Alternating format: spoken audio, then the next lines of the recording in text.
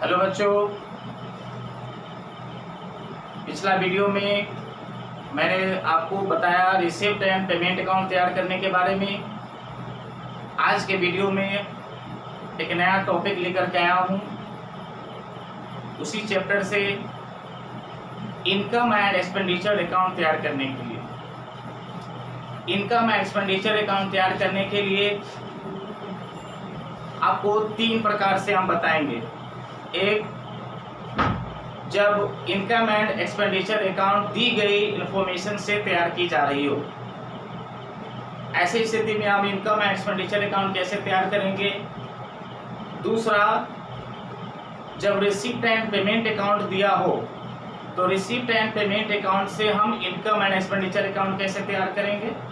और तीसरा, जब रिसिप्ट एंड पेमेंट अकाउंट दिया हो और उसके अलावा एडिशनल इंफॉर्मेशन दिया हो, एडजस्टमेंट दिया हो, तो हम उस एडजस्टमेंट का समायोजन करते हुए इनकम एंड एक्सपेंडिचर अकाउंट कैसे तैयार करेंगे। वीडियो प्रारंभ करने से पूर्व, टॉपिक प्रारंभ करने से पूर्व मैं आपको बताना चाहूँगा कि इस वीडियो को अधिक से अधिक शेयर करें। अगर अभी तक आपने सब्सक्राइब नहीं किया है तो प्लीज़ सब्सक्राइब कर लें और बेल आइकन को दबा दें, ताकि जो नए नए वीडियोज बनाए जाएंगे वो आप तक शीघ्र पहुंच सके। एसटीपीडी का बुक हमारे सामने है, जिसमें पेज नंबर 61 है और यह एक्सरसाइज का 20 नंबर क्वेश्चन है। एक्सरसाइज का 20 नंबर।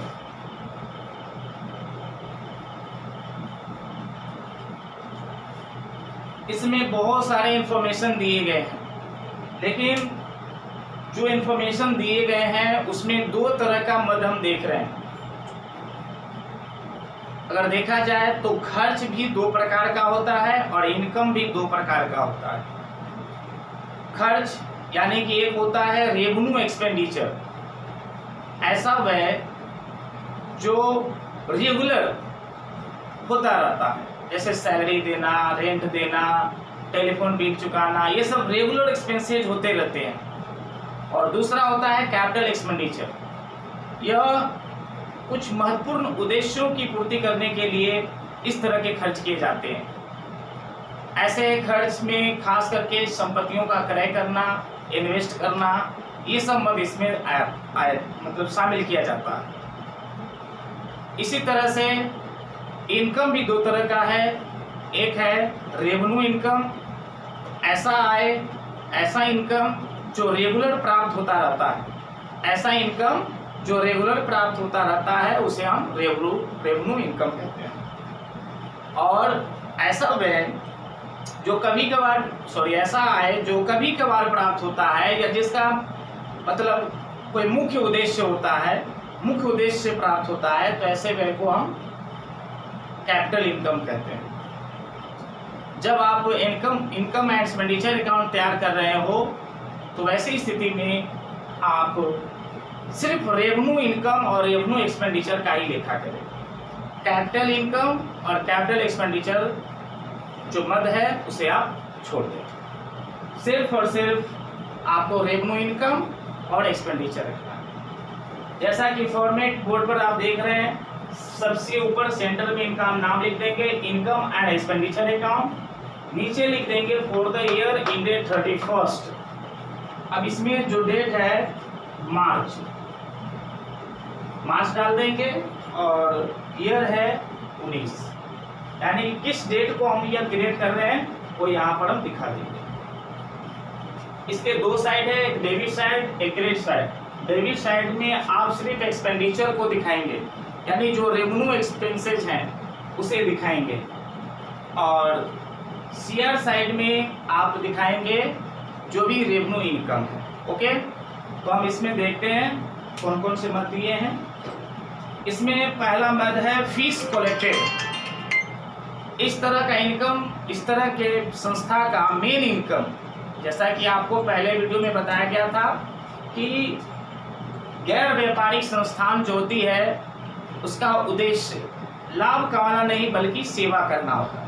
और ऐसे संस्था का जो मेन इनकम होता है वो सब्सक्रिप्शन, चंदा, donation, life membership fees, charity, entrance fees, कोई भी फीस, ये सब, ठीक है। तो ये जो फीस है वो प्राप्त हुआ है, ठीक है। तो हम बाई में इसे दिखा देंगे, इनकम है। फीस कितना मिला है? 4,20,000 रुपया, ओके। चलिए उसके आगे है सैलरी पेड, ये तो खर्च है, तो खर्च को हम कहाँ दिखाएंगे? डीआर में। टू सैलरी अमाउंट है 3 लाख रुपया फ्री में। उसके बाद है टूर्नामेंट एक्सपेंस, तो ये भी एक प्रकार का एक्सपेंस ही है, रेगुलर टूर्नामेंट होता रहता है।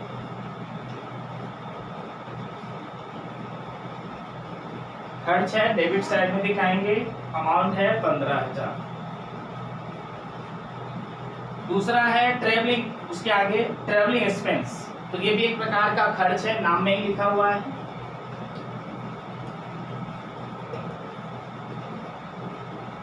अमाउंट है 18,000 रुपया, 18,000 रुपीज। उसके आगे है स्टेशनरी एक्सपेंसेज, इसके नाम में भी एक्सपेंसेज लिखे हुए हैं, इसे हम डेबिट साइड में दिखाएंगे। स्टेशनरी है 15,000, 50,000 रुपीज। उसके आगे है रेंट पेड, रेंट पेड, कोई भी खर्च होता है वो पेड ही होता है, तो ये भी एक प्रकार का खर्च ही है। यहीं पर अगर रेंट रिसीव्ड होता तो हम इसे इनकम साइड में दिखाते हैं। रेंट के रूप में दिया गया है 12,000 रुपया, 12,000 रुपीज। उसके आगे है पोस्टेज एंड टेलीग्राम, यानी पोस्टेज और टेलीग्राम पे जो खर्च हुआ है 10,000, ये भी खर्च है, इसे हम डीआर में दिखाएंगे। पोस्टेज एंड टेलीग्राम अमाउंट है 10,000। उसके आगे है परचेज ऑफ बुक्स, देखिए बुक्स, बुक जो है संपत्ति है, खास करके जहाँ लाइब्रेरी होती है, लाइब्रेरी भी इस तरह के संस्थान होते हैं जिसका उद्देश्य सेवा करना होता है। वहाँ जाकर के कोई भी विद्यार्थी या कोई भी अदर पीपुल वहाँ जाकर के मामूली सा फीस दे करके कोई भी प्रकाशन का, कोई भी दुनिया का रेयर बुक पढ़ सकता है। तो वो जो उसमें जो लाइब्रेरी में बुक रखी जाती है वो होती है संपत्ति। तो यहाँ पर ये संपत्ति का क्रय है, इसलिए हम इसको कैपिटल एक्सपेंडिचर में शामिल करेंगे, इस कारण से इसका लेखा यहाँ नहीं होगा, ठीक है। उसके आगे अब कोई मद नहीं है। अब हमें क्या करना है, कहीं पर रफ में जाकर के सबसे पहले आपको डेबिट और क्रेडिट साइड को जोड़ लेना है। आपका जो डीआर साइड है, सीआर साइड तो एक ही मद है 4,20,000, और इन मदों में आप देख सकते हैं टोटल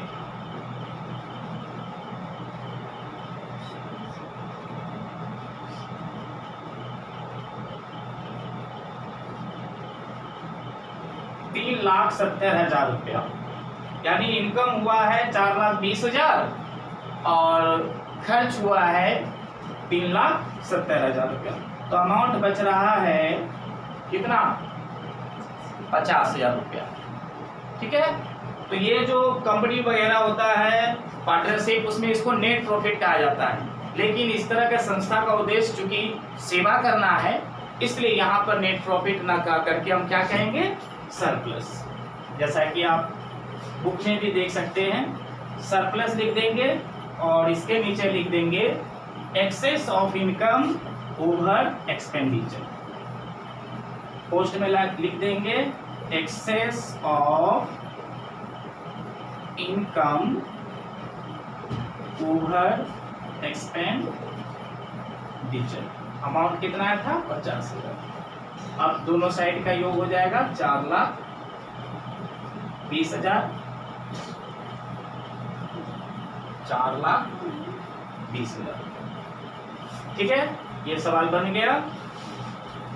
इस excess of income over expenditure कैसे होता है कि इनकम व्यय पर अधिक है, यानी इनकम ज्यादा है और व्यय कम है। तो आज के वीडियो में इतना ही। वीडियो के अंत में फिर से मैं कहना चाहूँगा कि आप अभी तक अगर इस चैनल को सब्सक्राइब नहीं किए हैं तो जल्द ही शीघ्र ही सब्सक्राइब करें और बेल आइकन को दबा दें और इस वीडियो को अधिक से अधिक अपने दोस्तों में शेयर करें ताकि इसका लाभ उन्हें भी मिल सके। धन्यवाद।